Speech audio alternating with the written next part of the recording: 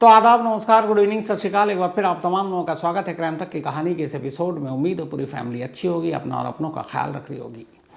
आज के इस दौर में जब टेक्नोलॉजी इतना हावी है और हम बात करते हैं कि कई ऐसे देश हैं अमेरिका समेत जो 20 साल 30 साल 40 50 साल पुराने गड़े मुर्दे को भी उखाड़ कर सुलझा रहा है। क्यों? डीएनए का हथियार है, फिंगरप्रिंट्स है, बाकी चीज़ें हैं। मतलब आज कहीं खून और बाकी चीज़ें तो छोड़ दे, पसीने की एक बूंद भी अगर किसी क्राइम सीन पे मिल जाए तो केस सुलझ जाता है।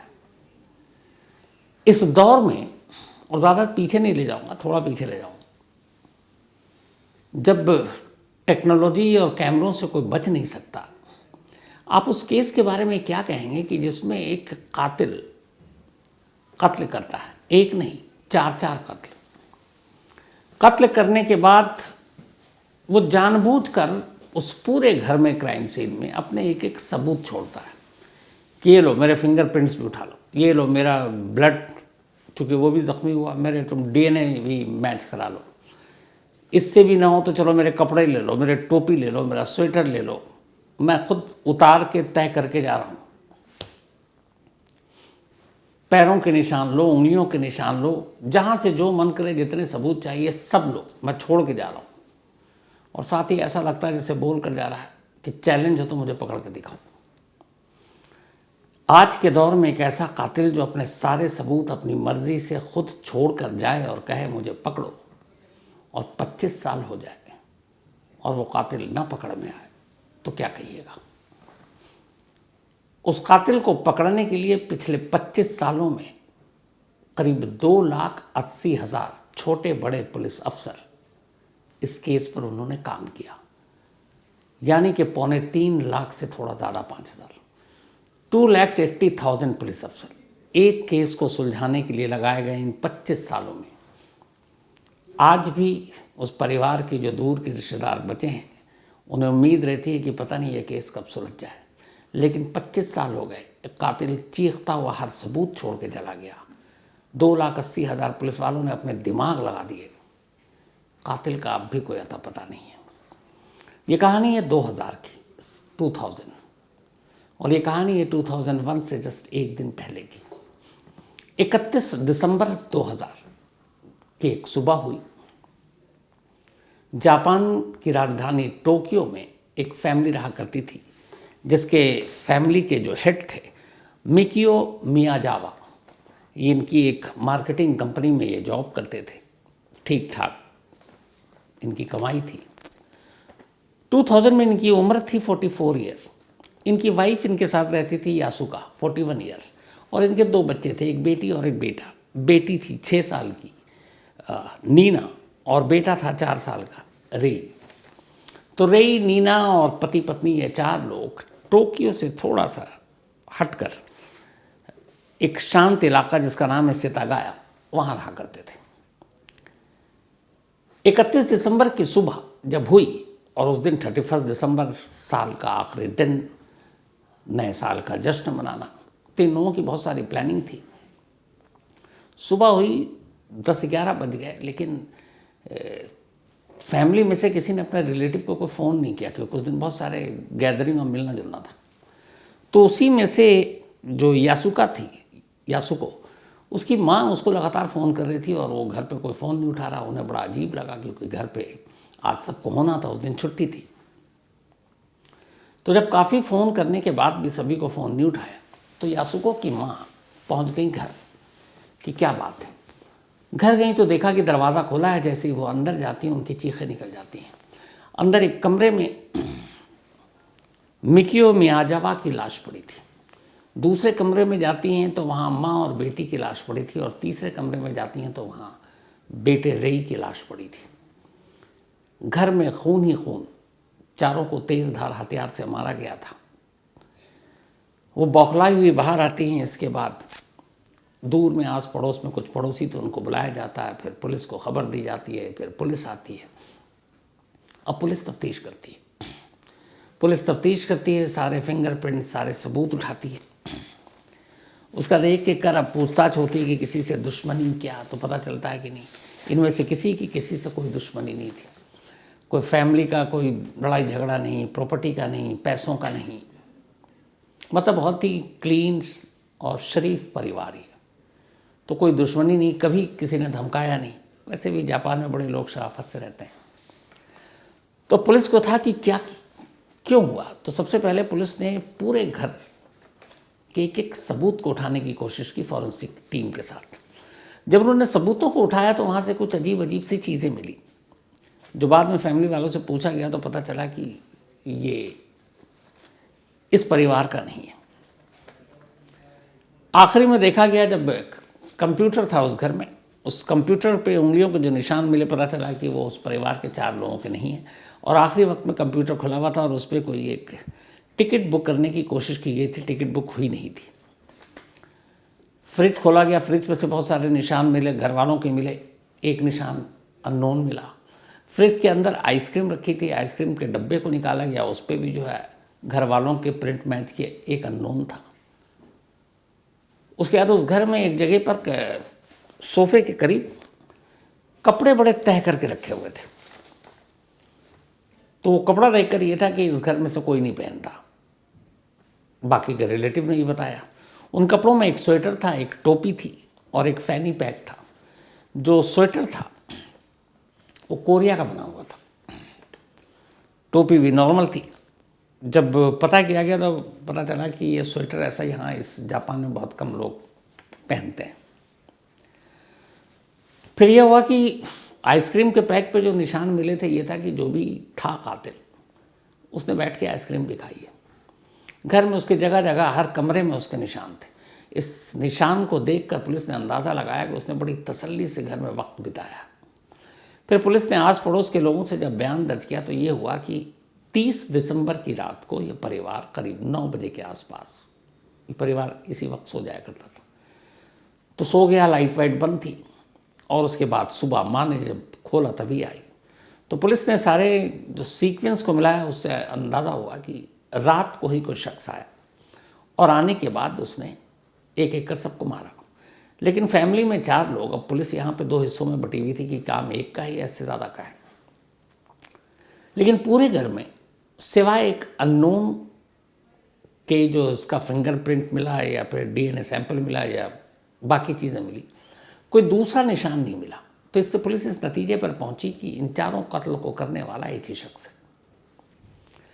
अब जितने भी डेटा बैंक ये वो सब पुलिस ने ढूंढ निकाला, कहीं से मैच नहीं किया। डीएनए के सैंपल पता नहीं कितने लोगों से मैच कराया गया है, कहीं से मैच नहीं किया।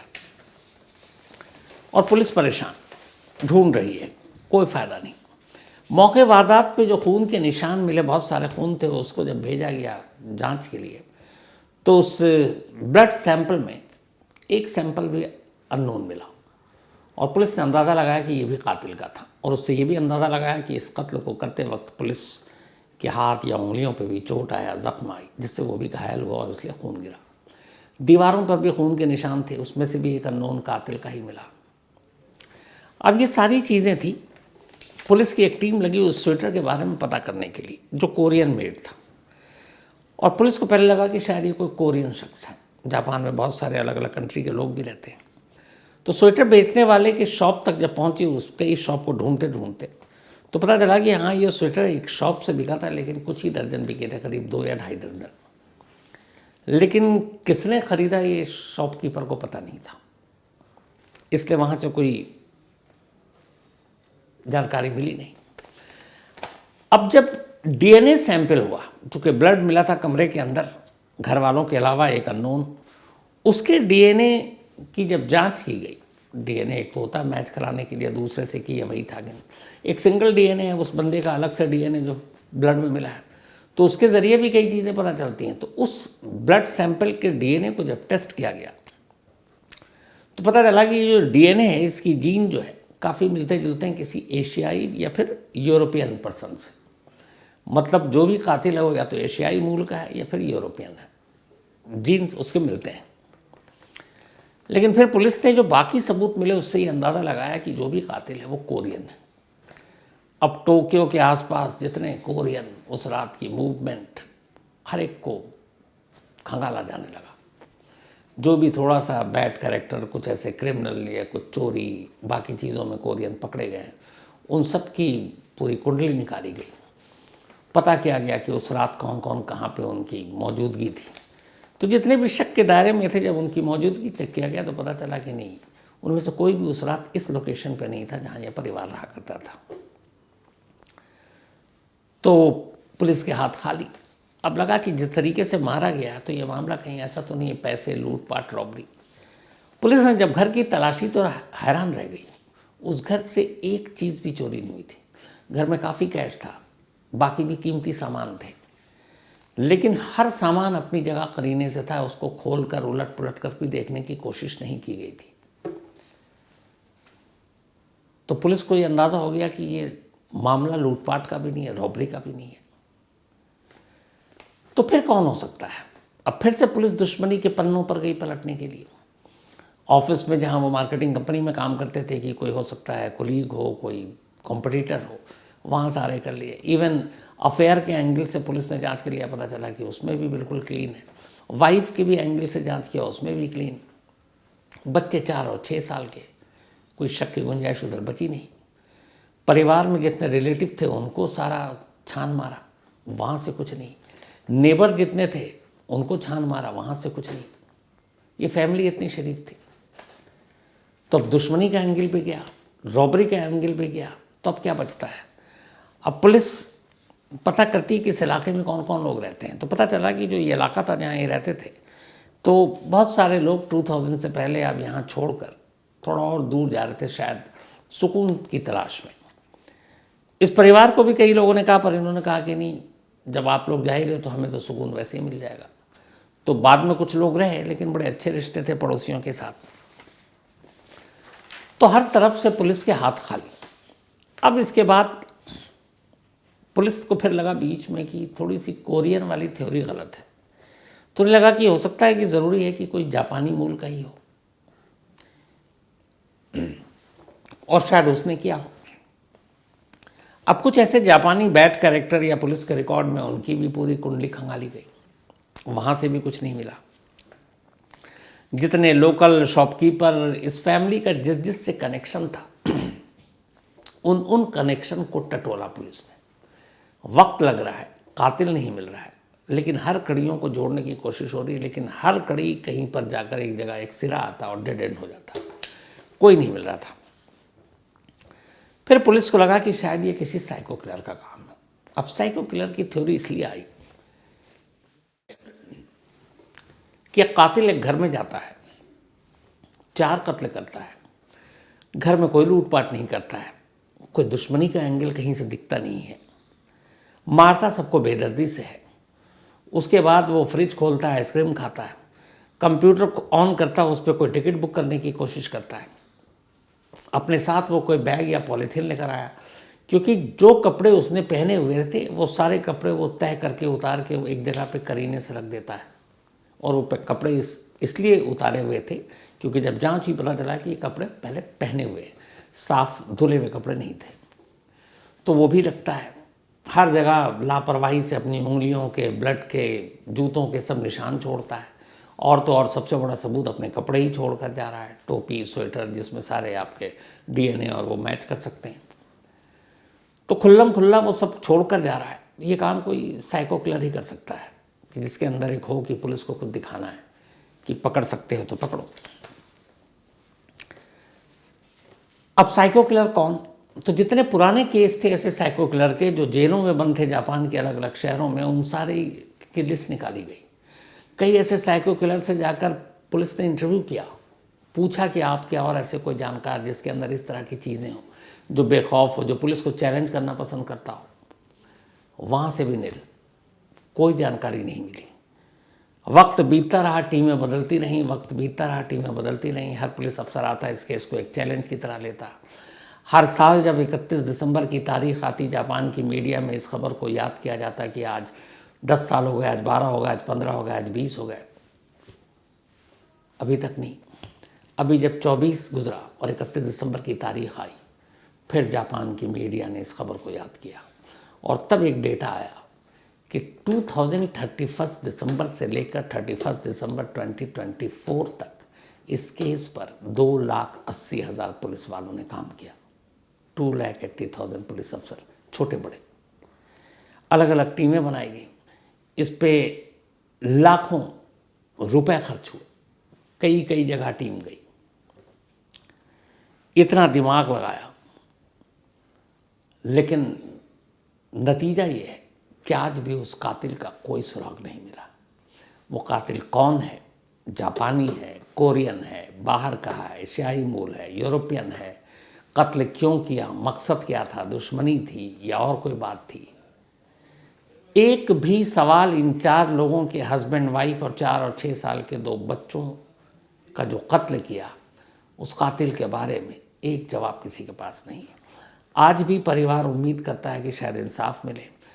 कई बार पुलिस ने कहा कि अगर कोई इस बारे में जानकारी देगी तो हम उसे इनाम देंगे, लेकिन सारे ऐलान, सारी चीज़ें एक तरफ, और हकीकत ये है कि 25 साल पहले जो ये 4 कत्ल हुए, जापान की हिस्ट्री के मोस्ट मिस्टीरियस और अनसॉल्व्ड केसेस में से ये केस एक, इस फैमिली का केस।